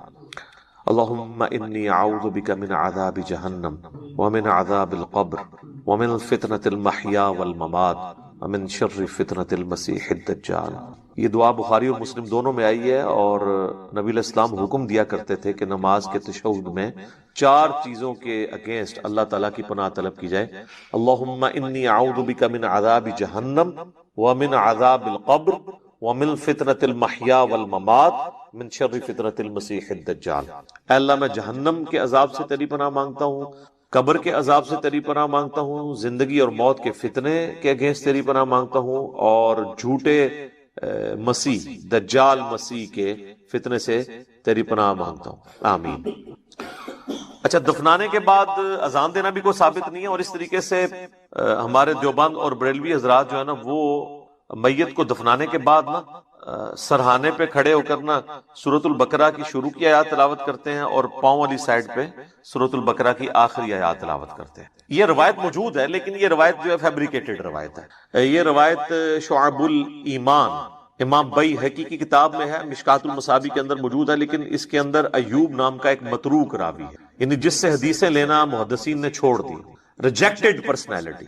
تو یہ یعنی مردود قسم کے راویوں سے روایت کی گئی روایت ہے، اس کی کوئی اصل نہیں ہے. اصل چیز وہی ہے جو میں نے بیان کر دی ابو داؤد سے، کہ آپ نے میت کے لیے دعا کرنی کہ اللہ تعالیٰ اسے قبر کے سوالات میں استقامت عطا فرما. اور قبر کے سوال جو ہیں وہ بخاری، مسلم، ابو داؤد، مسند احمد میں رپورٹ ہوئے ہیں. کچھ حصہ بخاری مسلم میں ہوا ہے، کچھ ابو داؤد میں، ترمذی میں، مسند احمد میں. پہلا سوال ہوگا من ربک کا، تیرا رب کون ہے. دوسرا سوال ہوگا ما دینک کا، تیرا دین کیا ہے. تیسرا سوال ہوگا، ترمذی میں تو الفاظ ہیں من نبیک کا، تیرا نبی کون ہے. بخاری میں الفاظ ہیں ما کنت تقول فی حق ھذا الرجل، تو اس مرد کے بارے میں دنیا میں کیا کہا کرتا تھا، یا تو کیا کہے گا اس کے بارے میں. وہ کہتے ہیں جی نبی علیہ السلام کی شکل مبارک دکھائی جاتی ہے اور پوچھا جاتا ہے اس مرد کے بارے میں. تو یہ حاضر رجل، وہ کہتے ہیں حاضا کا مطلب تو ہے کہ وہاں پہ موجود ہوں گے. سر اگر حاضا کا مطلب وہاں پر موجود ہوں گے تو اس کے جواب میں یہ تو نہیں ہونا چاہیے ہوا محمد رسول اللہ. ہوا تو پھر جو ہے وہ تھرڈ پرسن کا صیغہ ہے، ہونا چاہیے حاضا محمد رسول اللہ. تو اس کا جو ایک طریق ہے مسند احمد اور سنن ابی داؤد میں، اس میں الفاظ ہیں اس مرد کے بارے میں تیرا کیا خیال ہے، الذی بعث فیکم، جس کو اللہ نے تم میں مبعوث کیا تھا نبی بنا کے. یہ نہیں کہ یہ جو قبر میں آپ کے سامنے آئے ہوئے ہیں یا کوئی قبر میں تصویر دکھائی جاتی ہے، یہ بالکل جھوٹی بات ہے. تو یہ 3 سوالات، اور ایک چوتھا سوال ہے جو میں نے ایکسپلور کیا تھا، جس کی وجہ سے کافی ہنگامہ کھڑا ہوا کہ قبر میں 3 نہیں 4 سوال ہوں گے. وہ چوتھا سوال جو ہے وہ مؤمن کے لیے اور منافق کے لیے ڈیفرنٹ ہوتا ہے. وہ بخاری میں بھی ہے، سنن ابی داؤد کے اندر بھی. مؤمن جو ہے وہ تینوں سوالوں کے جواب دیتا ہے تو فرشتے چوتھا سوال کرتے ہیں کہ تجھے کیسے پتا چلا، تو وہ کہتا ہے کہ میں نے اللہ کی کتاب پڑھی اور نبی علیہ السلام کے نبی ہونے کی تصدیق کی. تو اللہ کی کتاب اگر پڑھی نہیں ہوگی تو تصدیق کیسے کریں گے؟ یہ کتاب پڑھیں گے تو آپ تصدیق کریں گے. تو اور منافق کہتا ہے ہائی ہاتا لا ادری، ہائے افسوس مجھے کچھ پتا نہیں، مجھے کچھ پتا نہیں. تو فرشتے اس کو کہتے ہیں کہ تو نے خود پڑھ کر سیکھنے کی، سمجھنے کی کوشش کیوں نہیں کی، یا کسی ایسے شخص سے پڑھنے کی کوشش کیوں نہیں کی جسے ان چیزوں کا پتا تھا. دونوں معنی درست ہیں. تو جب تک آپ خود اللہ کو سیریس نہیں لیں گے آپ سچائی تک پہنچ نہیں. تو اس لیے میں نے کہا تھا قبر میں 3 نہیں 4 سوال ہونے ہیں، اور چوتھا سوال جو ہے وہ تمام سوالات کی جان ہے. اگر زندگی میں پتا چل جائے تو پہلے 3 سوالوں کا جواب کے لیے تیار ہونا آپ کے لیے آسان ہو جائے گا، ادروائز تو مشکل ہو جائے گا. بہرحال ایک ضمناً یہ بات تھی. تو قبر پہ بھی آپ نے دعاؤں میں مردوں کو یاد رکھنا ہے. اس کے بعد عام حالت میں بھی آپ جب قبرستان جائیں گے تو آپ کو دعا سکھائی گئی ہے. صحیح مسلم میں الفاظ ہیں السلام علیکم اہل الدیار من المؤمنین والمسلمین وَإِنَّا إِن شَاءَ اللَّهُ بِكُمْ لَلَاحِقُونَ نَسْأَلُ اللَّهَ لَنَا وَلَكُمُ الْعَافِيَةَ. تم پر سلامتی ہو اے مؤمنین اور مسلمین جو اس قبرستان کے اندر دفن ہو، خواہ مرد ہو یا عورت ہو. السلام علیکم اہل الدیار من المؤمنین والمسلمین وَإِنَّا إِن شَاءَ اللَّهُ بِكُمْ لَلَاحِقُونَ. اور اللہ نے چاہا تو ہم بھی عنقریب تمہارے ساتھ آ کے ملنے والے ہیں، ذرا ہم نے بھی مرنا ہے. اور پھر 7 الفاظ ہیں کہ ہم تم سے تمہارے لیے اور اپنے لیے اللہ کے حضور عافیت کا سوال، نسأل اللہ لنا ولکم العافیہ، ہم اللہ سے سوال کرتے ہیں تمہارے لیے اور اپنے لیے عافیت کا. یہ دعا ہے. تھوڑے بہت الفاظ کے فرق کے ساتھ صحیح مسلم میں اور دعائیں بھی ہیں. بلکہ یہ سب سے آسان دعا، یاد رکھنی بھی آسان ہے۔ ایک دعا ہے جامع ترمذی کے اندر، السلام علیکم یا اہل القبور، وہ روایت اصول محدثین پہ ضعیف ہے، اصل دعا یہی ہے۔ بلکہ صحیح مسلم میں ایک حدیث ہے، ام عائشہ کہتی ہیں کہ نبی علیہ السلام ایک دفعہ میرے ساتھ بستر پہ لیٹے تھے، تو تھوڑی دیر بعد آپ نے یہ محسوس کیا کہ میں سو گئی ہوں، تو آپ علیہ السلام چپکے سے اپنے بستر سے نکلے اور بقیع غرقد مدینے کے قبرستان کی طرف چلے گئے۔ تو کہتی ہیں میں بھی نا جاسوسی کرنے کے لیے پیچھے کسی اور بیوی کے پاس نہ چلے گئے، میں بھی نکلی اور میں نے حضور علیہ السلام کو دیکھا کہ آپ بقیع قبرستان میں یوں ہاتھ اٹھا کے دعا کر رہے ہیں، 3 دفعہ آپ نے ہاتھ اٹھا کے دعا کی اور اپنے ہاتھوں کو واپس کیا۔ تو وہ کہتی ہیں میں جلدی جلدی بھاگتی بھی واپس آئی، آ کے بستر پہ لیٹ گئی، اور یہ یعنی میں نے ایکٹ کرنے کی کوشش کی کہ میں تو یہاں سے گئی نہیں تھی، لیکن سانس پھولا ہوا تھا، سانس تو نہیں کو روک سکتا۔ وہ بزرگ ہیں جو 12 دن تک وضو روک کے رکھتے ہیں، تو چونکہ جھوٹ ہوتا ہے نا، تو کہتے ہیں کہ میرا سانس پھولا ہوا تھا۔ نبی علیہ السلام جب واپس آئے تو انہوں نے سیدہ عائشہ سے فرمایا کہ تم میرے پیچھے آئی تھی، اور اگر تم مجھے نہیں بتاؤ گی نا تو تمام غیب کا جاننے والا تو مجھے بتا ہی دے گا۔ علم غیب بھی کلیئر کر دیا حضور نے۔ آپ نے نہیں کہا کہ مجھے تو پتہ ہے، میں تو حاضر و ناظر ہوں، ان کا مجھے اللہ تو خبر دے دے گا۔ تو تم نے کیا گمان کیا اللہ اور اس کا رسول تمہارے ساتھ خیانت کریں گے، یعنی میں کسی اور بیوی کے پاس چلا گیا؟ تو ان کا یا رسول اللہ ایسا ہی تھا، میں آپ کے پیچھے آئی تھی۔ تو آپ نے فرمایا کہ اصل میں جب میں لیٹا تو جبرائیل علیہ السلام اللہ کی طرف سے میرے پاس آئے، اور انہوں نے مجھے اللہ کا پیغام دیا کہ اللہ تعالیٰ آپ کو حکم دیتا ہے کہ آپ بقیع غرقد کے جو مدفن ہے وہاں پہ لوگ، ان کے لیے جا کے دعائیں مغفرت کریں۔ اچھا، وہ دعائیں مغفرت تو آپ وہاں بھی بیٹھ کے کر سکتے تھے۔ اس سے یہ پتہ چلی کہ قبرستان جا کے دعائیں مغفرت کرنا یہ چیز پسندیدہ ہے اللہ تعالیٰ کو، اور پھر نبی علیہ السلام سے دعا کروانا یہ امت کی تعلیم کے لیے بھی تھا۔ تو نبی علیہ السلام نے وہاں پہ دعا کی، آپ کی دعا کی برکت کا حصہ ان لوگوں کو نصیب ہوا۔ تو اس سے یہ پتہ چلا کہ آپ قبرستان جا کے آپ ہاتھ اٹھا کے بھی دعا کریں گے، رات کے وقت بھی جا سکتے ہیں، اور صحیح مسلم میں الفاظ ہیں، ام عائشہ کہتی ہیں کہ نبی علیہ السلام اکثر بقیع غرقد قبرستان چلے جایا کرتے تھے دعا کرنے کے لیے قبرستان میں۔ تو یہ یعنی نبی صلی اللہ علیہ وآلہ وسلم کی سنت ہے۔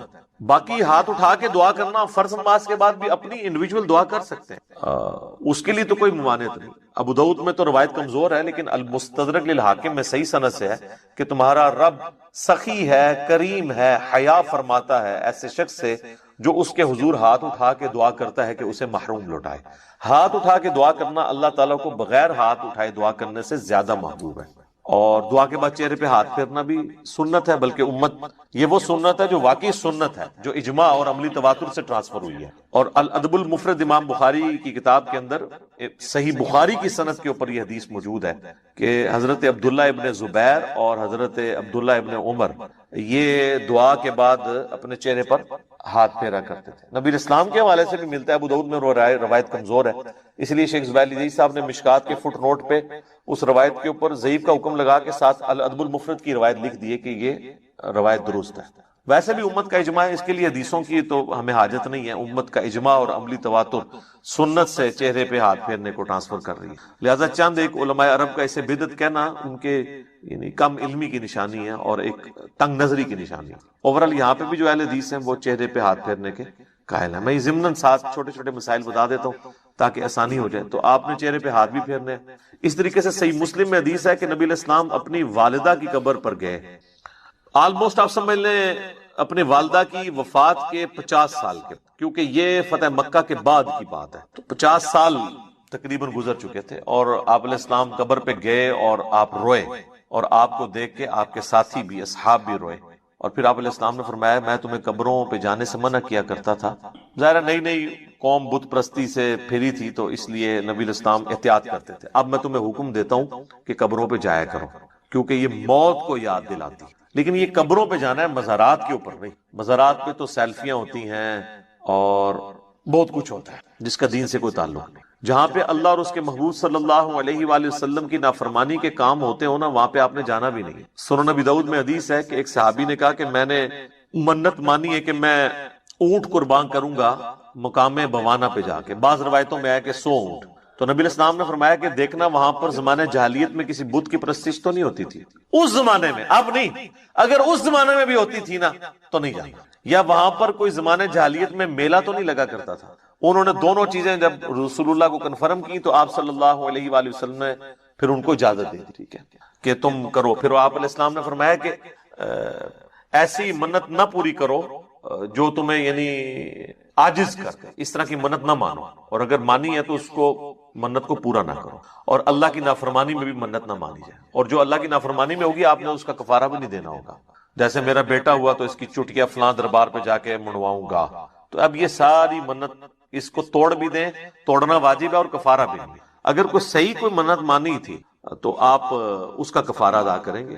ویسے ہوتا کچھ نہیں ہے، بخاری مسلم میں حدیث ہے کہ منت ماننے سے کنجوس کا مال نکل جاتا ہے، یہ مصیبت کو نہیں ٹال سکتا۔ تو بہرحال یہ ہے کہ آپ نے منت کا پھر کفارہ وہی ہے جو بخاری مسلم میں آیا کہ منت توڑنے کا کفارہ وہی ہے جو قسم توڑنے کا کفارہ سورۃ المائدہ کی آیت نمبر 89 میں ہے، کہ ایک غلام آزاد کریں یا 10 مساکین کو کھانا کھلائیں یا 10 مساکین کو کپڑے لے کر دیں، اور اگر کوئی غریب ہے تو 3 مسلسل روزے رکھ لیں۔ تو اس طرح کی پھر منتیں آپ نے پوری نہیں کرنی ہوگی۔ بہرحال نبی علیہ السلام نے اپنی والدہ کی قبر پہ جا کے یہ امت کو میسج دیا کہ آپ نے قبروں کو لاوارث نہیں چھوڑنا، قبروں پہ جانا ہے، قبروں پہ جا کے عبرت حاصل کرنی ہے، اور قبروں پہ جا کے ان قبر والوں سے نہیں مانگنا بلکہ ان کے لیے دعا کرنی ہے کہ اللہ تعالیٰ ان کی مغفرت کا کوئی سامان کرے، کیونکہ وہ ہماری دعاؤں کے محتاج ہیں جو قبرستان میں دفن ہے، کیونکہ وہ تو اب اپنے اعمال آگے نہیں بڑھا سکتے۔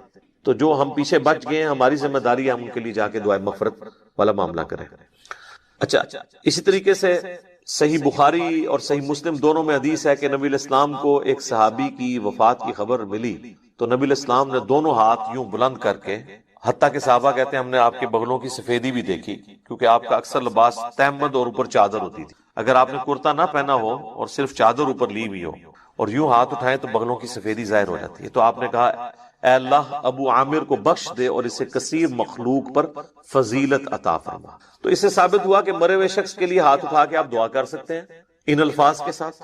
اور ایک اور حدیث ہے صحیح مسلم کے اندر، ام سلمہ کہتی ہیں کہ جب میرے خامن فوت ہوئے ابو سلمہ تو نبی علیہ السلام ہمارے گھر تشریف لائے تو آپ صلی اللہ علیہ وآلہ وسلم نے ہمیں صبر کی تلقین کی، اور آپ علیہ السلام نے پھر ابو سلمہ کے لیے دعا کی کہ اے اللہ اسے بخش دے اور اسے اپنے ہدایت یافتہ لوگوں میں بلند درجہ عطا فرما، اور اے اللہ اس کے جو پیچھے لوگ بچ گئے ان پہ تو خلیفہ ہو جا، یعنی اس کی کمپنسیشن تو فرما دے، اور اے اللہ اس کی قبر کو نور سے تو بھر دے۔ یہ آپ صلی اللہ علیہ وآلہ وسلم نے ان کے لیے دعا کی، اور اس میں یہ بھی الفاظ ہیں کہ قبر کو گشادہ کر دے اور نور سے بھر دے۔ یہ تعزیت کی دعائیں ہیں جو آپ کر سکتے۔ باقی قبرستان جا کے آپ جنازہ اگر آپ کا رہ گیا تو آپ قبرستان جا کے قبر پہ کھڑے ہو کے بھی جنازہ پڑھ سکتے ہیں۔ بخاری مسلم دونوں میں حدیث ہے کہ ایک بوڑھی عورت جو مسجد نبوی کی صفائی کیا کرتی تھی جب وہ فوت ہو گئی تو صحابہ نے رسول اللہ کو نہیں بتایا اور راتوں رات جنازہ پڑھ کے دفنا دیا۔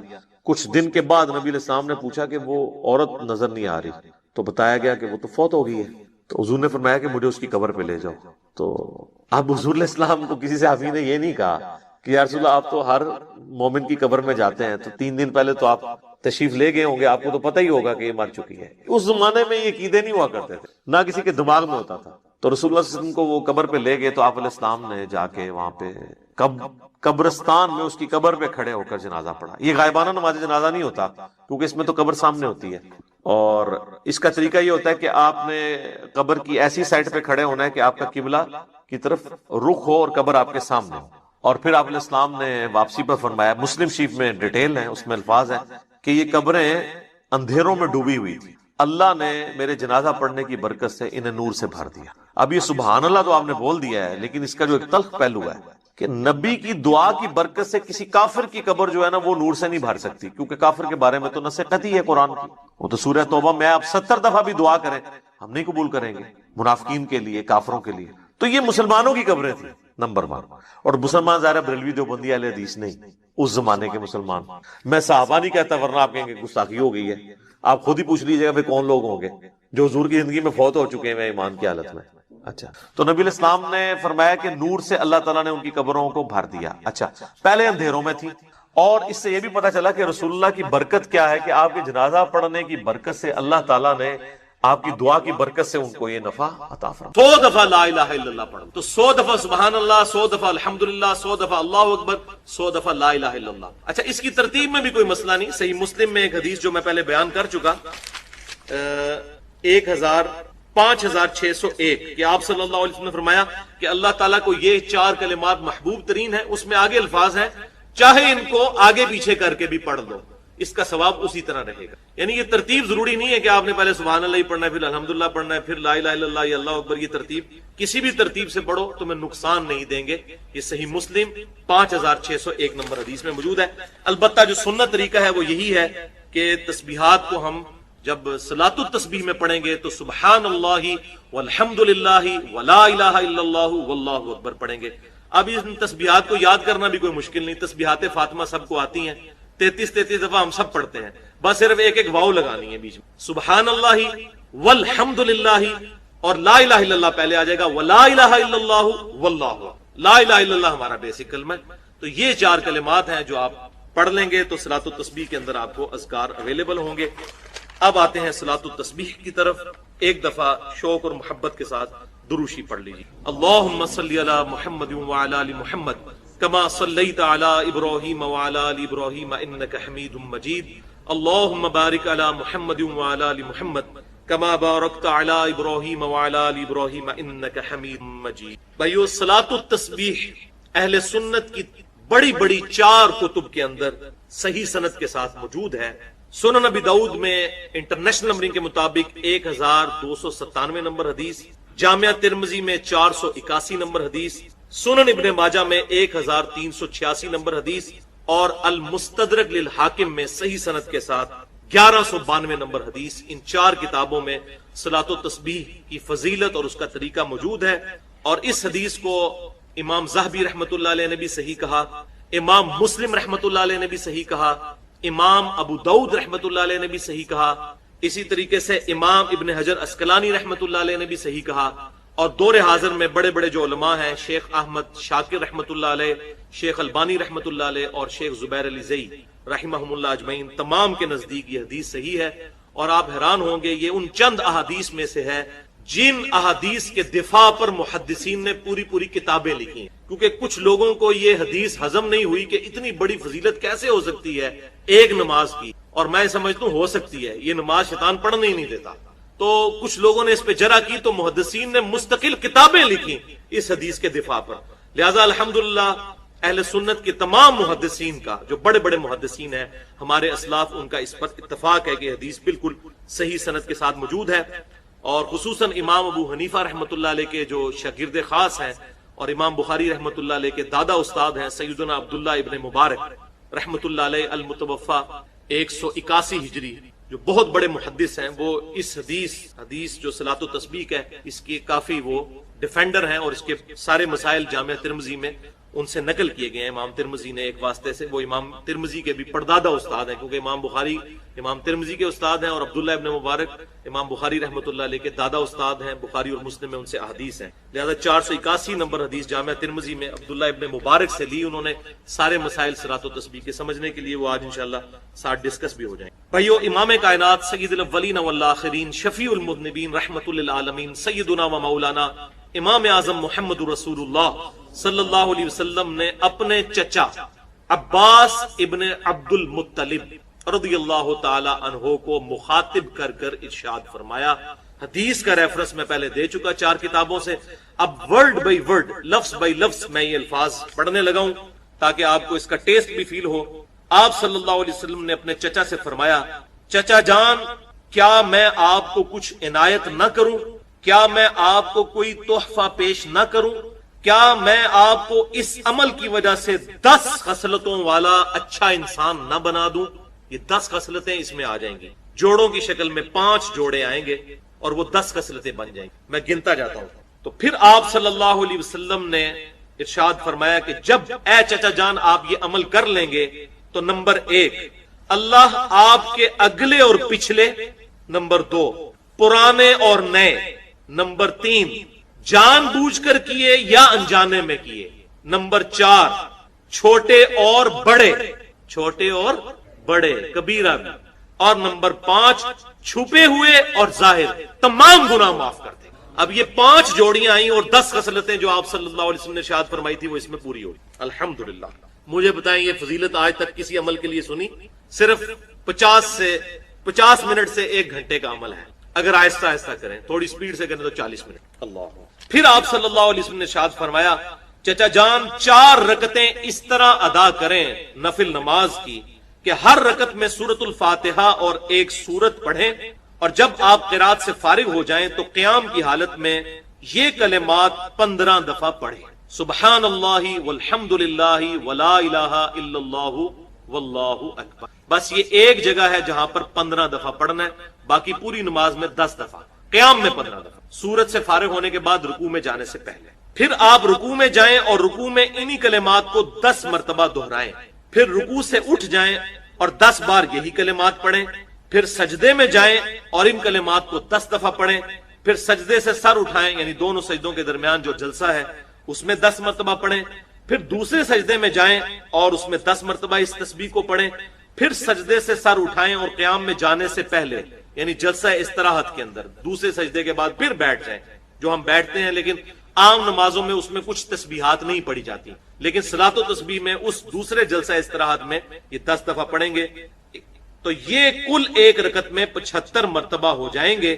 اس طرح ان 4 رکعتوں میں یہ عمل دہرائیں تو کتنا ہو گیا؟ 75 ضرب 4 300 مرتبہ یہ عمل ہو جائیں گے۔ اور پھر آپ صلی اللہ علیہ وسلم نے پھر 5 باتیں ارشاد فرمائیں، چچا جان ہو سکے تو یہ نماز روزانہ ادا کریں، اگر روزانہ نہ ادا کر سکیں تو ہر جمعے کو ادا کر لیں، ہر جمعے کو ادا نہ کر سکیں تو ہر مہینے میں 1 مرتبہ ادا کر لیں، اگر ہر مہینے نہ پڑھ سکیں تو ہر سال میں 1 مرتبہ، اور اگر سال میں 1 مرتبہ بھی نہ پڑھ سکیں تو چچا جان زندگی میں 1 دفعہ اس نماز کو ضرور پڑھیں۔ اللہ، آپ اندازہ کریں، آپ صلی اللہ علیہ وسلم کی ذرا ترغیب کا انداز دیکھیں، روزانہ نمبر 1، نمبر 2 نہیں پڑھ سکتے تو جمعے کے جمعے، نمبر 3 مہینے کے مہینے، نمبر 4 سال میں 1 مرتبہ۔ اب رمضان شریف کا مہینہ ہے، اس میں تو ہمیں توفیق ہو جانی چاہیے، سال میں 1 مرتبہ، اس کیٹیگری میں تو ہم فعال کر ہی جائیں کہ سال میں 1 دفعہ، یا رمضان کے ہر جمعے میں پڑھ لیں، سال میں 1 دفعہ، نہیں تو کہا کہ زندگی میں چچا 1 دفعہ نماز یہ ضرور پڑھ لیں۔ کیا انداز ہے ترغیب، الحمدللہ۔ اب اسی کانٹیکسٹ میں آخر میں صلاۃ و تسبیح سے ریلیٹڈ 8 صحیح احکام و مسائل بیان کروں گا، تاکہ اس میں جو اختلافی مسائل ہیں وہ بھی کور ہو جائیں، جو کیوریز ہیں وہ بھی ریزالو ہو جائیں، لیکن ایک دفعہ طریقے کو ریپیٹ کر لیتے ہیں۔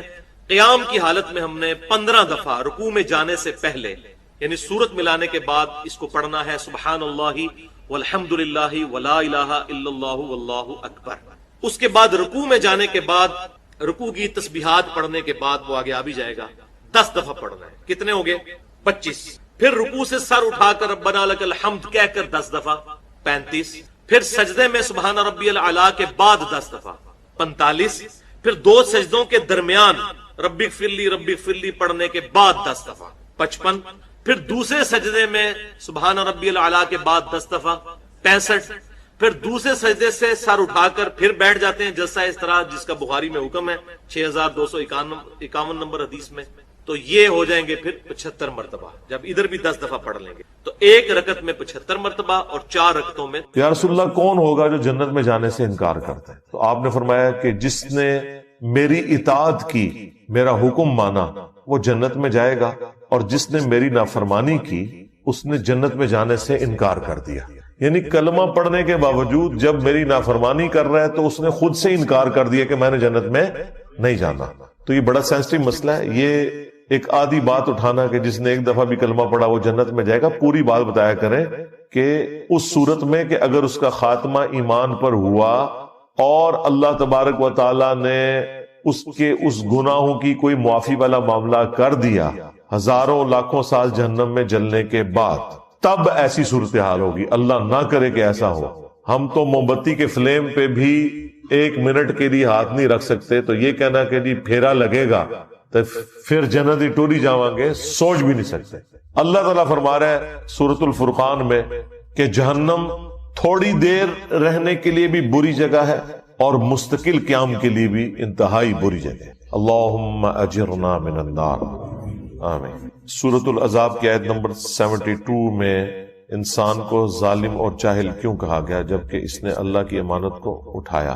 یہ قرآن پاک لٹریچر کی زبان میں بات کرتا ہے، تو بیسیکلی اس کو اگر آپ انگریزی میں ٹرانسلیٹ کریں نا، کہ اللہ تعالیٰ یہ کہنا چاہ رہا ہے کہ انسان نے اس آفر کو انڈر ایسٹیمیٹ کر لیا، کہ اسے اندازہ نہیں تھا کہ یہ کہنا تو آسان ہے کہ جو کچھ بھی ہے تیرے محبوب کی امت میں ہے غلامی رسول میں موت بھی قبول ہے، لیکن پریکٹیکلی جب قربانی دینے کی باری آئے تو ایسا ہوگا نہیں. یہ ان معنوں میں کہا گیا ہے، کیونکہ آپ آگے دیکھیں پھر اللہ تعالیٰ نے فرمایا یہ اس لیے ہوا تاکہ اللہ تعالیٰ اہل ایمان کو جزا دے گا اور کافروں اور منافقین کے لیے عذاب والا معاملہ فرمائے گا. تو اللہ تعالیٰ پھر بعد میں انسان کی تعریف بھی تو کر رہا ہے نا.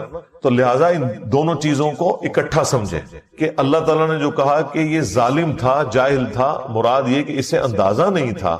جاہل سے مراد آپ یہ سمجھ لیں جیسے جس کو کسی چیز کی سنگینی کا علم نہ ہو، اسے کہا جاتا ہے جاہل.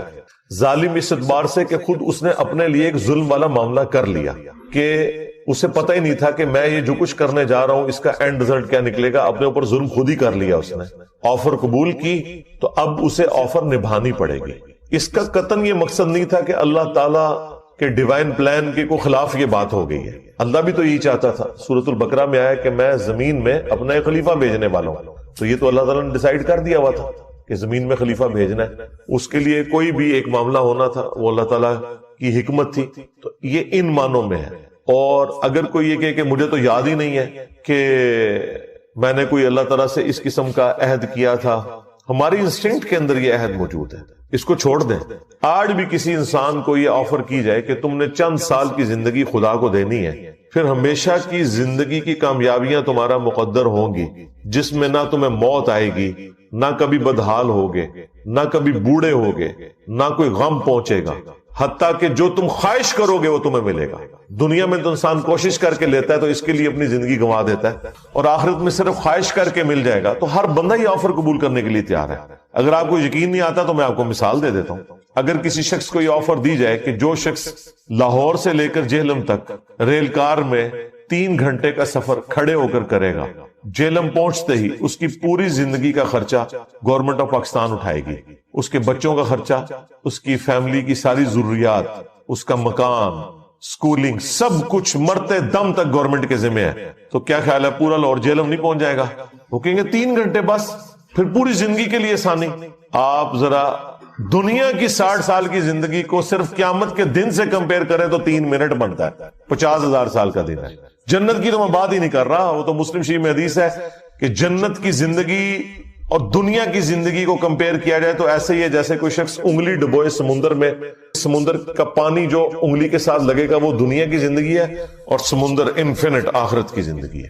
مسلم شریف میں حدیث نہیں آتی کہ دنیا میں جس شخص نے مفلسی کی زندگی گزاری ہوگی لیکن حلال و حرام کی تمیز کی ہوگی، اللہ کا تابع فرمان رہا، اللہ تعالیٰ قیامت کے دن فرشتوں سے کہے گا ذرا ایک پھیرا اسے جنت کا لگواؤ نا. فرشتے اسے لے کے جنت میں جائیں گے. جب واپس آئے گا اللہ تعالیٰ پوچھے گا ہاں بھائی کوئی دنیا میں تکلیف دیکھی؟ وہ کہے گا اللہ تیری عزت کی قسم میں نے دنیا میں کوئی تکلیف نہیں دیکھی. با مقصد ہے، پرپز فل ہے، سچائی پر مبنی ہے. وَلَكِنَّ أَكْثَرَ النَّاسِ لَا يُؤْمِنُونَ، لیکن اکثریت لوگوں کی ایمان نہیں لاتی، حق بات کو قبول نہیں کرتی. یہ پورے قرآن کا اسلوب ہے کہ اکثریت ہمیشہ گمراہ رہے گی. بہت کم لوگ ہیں جو حق بات کو قبول کریں گے. اس وقت بھی آپ دنیا میں دیکھ لیں، مسلمانوں کو اگر کمپیئر کریں تو دنیا میں آلموسٹ 2/3 کے قریب کفار ہی ہیں. ایٹ لیسٹ جو نبی الاسلام نے تاکیداً اذکار بتائے وہ تو کرے نا. جیسے نبی الاسلام نے ابو داؤد ترمذی میں حکم دیا ہے کہ ہر فرض نماز کے بعد آخری 3 سورتیں ایک دفعہ پڑھی جائیں، تو یہ تو کم از کم پڑھے. اس طریقے سے آیت الکرسی کے بارے میں سنن نسائی الکبریٰ میں آیا کہ جو پڑھ لے گا ہر فرض نماز کے بعد مرتے ہی جنت میں داخل ہوگا، یہ پڑھے. تسبیحات فاطمہ کے بارے میں بخاری مسلم میں آیا کہ سمندر کی جھاگ کے برابر بھی گناہ ہوئے تو معاف ہو جائیں گے. اور کوئی شخص جو یہ وظیفہ کرتا ہے کبھی محروم نہیں لوٹایا جاتا ہے. ہم دیکھیں سنت اذکار فرض نماز کے بعد کے اور سنت اذکار صبح و شام کے، اس میں بھی میری ویڈیو ہے.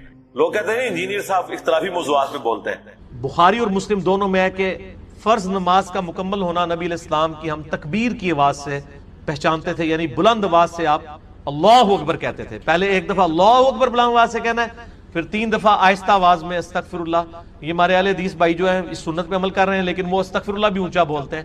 استغفر اللہ اونچا بولنا خلاف سنت، صرف اللہ اکبر بلند آواز سے. اور دوسری طرف علماء عرب ہیں، انہوں نے اپنے اذکار کارڈ میں سے اللہ اکبر نکال ہی دیا ہوا ہے، وہ صرف استغفر اللہ پڑھتے ہیں. اور جب ان سے پوچھیں کہ یار اللہ اکبر نہیں پڑھتے، وہ کہتے ہیں نہیں، یہ جو بخاری مسلم میں ہے نا کہ نبی علیہ السلام بلند آواز سے تکبیر پڑھتے تھے تو تکبیر سے مراد استغفر اللہ ہے. دیکھیں آپ بندہ کو ضد میں، استغفر اللہ کس عربی ڈکشنری میں تکبیر ہے؟ اگر آپ نہیں مانتے تو ہم آپ کو علم الکلام اور فقی والا جواب دیتے ہیں. بخاری مسلم میں حدیث ہے, حضرت ابو ہریرہ کہتے ہیں کہ نبی علیہ السلام جب نماز شروع کرتے تو تکبیر کہتے, جب رکوع میں جاتے تو تکبیر کہتے, جب رکوع سے سر اٹھاتے تو سمیع اللہ لمن حمیدہ ربنا ولک الحمد کہتے, جب سجدے میں جاتے تو تکبیر کہتے, جب سجدے سے سر اٹھاتے تو تکبیر کہتے. تو کیا وہ استغفر اللہ کہتے تھے؟ کہتے نہیں, وہ اللہ اکبر ہی ہوتا تھا. تو بخاری مسلم میں جو ہے کہ نماز کا ختم ہونا میں تکبیر کی آواز سے پہچانتا تھا, تو وہ بھی پھر استغفر اللہ نہیں, تکبیر ہی ہے. یہ میں نے فقی علماء عرب کو بھی دی تھی, اور وہ بڑے ضد میں ہیں.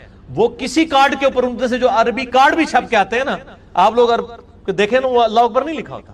یہ تو شکر ہے دارالاسلام والوں نے, چونکہ انٹرنیشنلی سب سے بڑا ادارہ ہے اہل حدیث کا, انہوں نے جو اذکار والے چھاپے ہیں اس میں اللہ اکبر چھاپا ہے, تو یہ عام ہوا ہے. ورنہ پاکستان کے اہل حدیث بھی اس کے اندر مبتلا ہو گئے تھے. اب ایون یہاں جو عرب ملکوں سے اہل حدیث آتے ہیں نا, وہ اللہ اکبر نہیں اونچا کہتے ہیں, وہاں پہ ٹرینڈ نہیں ہے, وہ سنت ہی کھا گئے ہوئے. دیکھو ایک سوال میں کتنے جواب دیتے ہیں. تو استغفر اللہ کے بعد آپ سید الاستغفار پڑھ سکتے ہیں. بخاری میں حدیث ہے, جو بندہ سید الاستغفار صبح کے وقت ایک دفعہ پڑھ لے پورے یقین کے ساتھ, یہ انٹرنیشنل نمبر کے مطابق ہے 6306. ٹھیک ہے جی, ابھی تو میں جوان ہوں. اللہم انت ربی لا الہ الا انت خلقتنی وانا عبدک وانا علی عہدک ووعدک ما استطعت اعوذ بک من شر ما صنعت ابوء لک بنعمتک علی وابوء بذنبی فاغفر لی فانہ لا یغفر الذنوب الا انت. جو صبح کے وقت پورے یقین سے پڑھ لے, شام سے پہلے مر گیا تو جنتی ہے, اور جو شام کو پڑھ لے صبح سے پہلے پڑھ گیا تو جنتی. یہ صبح شام کے اذکار بلو کارڈ میں ہمارا یہ ذکر موجود ہے. آپ یہ سید الاستغفار فرض نماز کے بعد پڑھ سکتے ہیں, بلکہ سنت بھی ہے. گرین کارڈ میں ہم نے نہیں ڈالا ہوا, جگہ نہیں تھی. مسند البزار میں صحیح سند کے ساتھ یہ حدیث موجود ہے کہ نبی علیہ السلام فرض نماز کے بعد بھی ایک دفعہ سید الاستغفار پڑھتے تھے. تو نہ صرف یہ جائز ہے بلکہ سنت ہے. اور میں الحمدللہ فرض نماز کے بعد جو آیت الکرسی کا وظیفہ ہے, باقی اذکار ہیں, تو میں سید الاستغفار ہر فرض نماز کے بعد پڑھتا ہوں, کیونکہ نبی علیہ السلام کی سنت تھی. سید الاستغفار بھی, اور 3 دفعہ استغفر اللہ علیہ سے, اور اللہم انت السلام منک السلام, اور باقی اذکار تسبیحات فاطمہ الگ سے. ہم کیا رکوع, سجدہ اور نماز دیگر مقامات پہ جہاں تسبیحات اور دعا کی جاتی ہے اس کے بعد دروشی پڑھ سکتے ہیں؟ ضرور پڑھیں. دعائیں نبی علیہ السلام کی حدیث ہے صحیح مسلم میں کہ سجدے میں تم اپنے رب کے سب سے قریب ہوتے ہو, اس وقت زیادہ سے زیادہ دعائیں کرو. لیکن صحیح مسلم میں حدیث ہے مولا علی رضی اللہ تعالیٰ عنہ سے کہ نبی علیہ السلام نے ہمیں سجدے اور رکوع میں قرآن پڑھنے سے منع کیا. قرآن نہ پڑھیں, دعائیں پڑھیں, اور دعا قرآن والی دعا بھی پڑھ سکتے. ربنا آتنا فی الدنیا حسنہ اگر کوئی پڑھتا ہے, وہ قرآن نہیں پڑھ رہا, قرآنی دعا پڑھ رہا ہے, دعا کی نیت سے, کیونکہ یہ تو الگ سے حدیث میں بھی ہے. ورنہ تو سبحان اللہ بھی تو قرآن میں آیا ہے, وہ بھی نہیں پڑھ سکتے. الحمدللہ آیا قرآن میں نہیں, قرآن کی نیت سے قرآن پڑھنا منع ہے. قرآنی دعائیں, قرآنی اذکار رکوع اور سجود میں پڑھیں. بلکہ نبی علیہ السلام دعا نہیں پڑھتے تھے, سبحانک اللہم ربنا وبحمدک اللہم اغفر لی, بخاری مسلم میں آتا ہے رکوع اور سجدے میں. یہ دعا ہی ہے نا, استغفار ہے, دعا ہے, اے اللہ مجھے بخش دے. اس کے بعد آپ دروشی پڑھیں, اللہم صلی علی محمد وعلی آل محمد. ٹھیک ہے, دروشی بھی چونکہ دعا ہے نبی علیہ السلام کے حق میں. اہل تشیع تو پڑھتے ہیں رکوع اور سجدے میں, آپ بھی پڑھیں, کوئی مسئلہ نہیں ہے. وطر میں بھی ہم تو پڑھتے ہیں اہل سنت, دعائے قنوت کے بعد درود شریف. جنازے میں بھی پڑھتے ہیں درود شریف, ہر نماز کے تشہد میں پڑھتے ہیں درود.